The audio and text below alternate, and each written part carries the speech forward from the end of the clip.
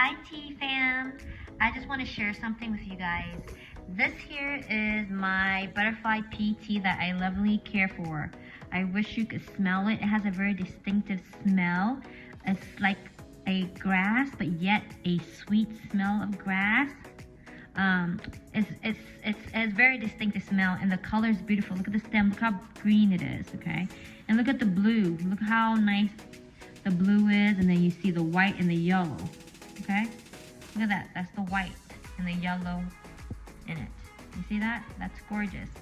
But I have to check out and see what's out there. And this is what I got. The price is awesome, and it's overseas. But this is not what it's supposed to look like. It does not even smell anything like what I have. The stems are brown and white. The color is like a faded purple, and some of it is like brown.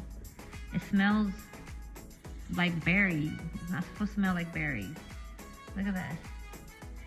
So just be careful what you're getting, okay? Do not drink this. This is not good. This is what you're supposed to get, okay? Not this. Just thought I just want to share. And this smells so good. I wish you guys could smell it. It's so different though. It's like rain, grass, and like sweet honey. Anyways, this smells like berry. It's hard. No, okay? And yes.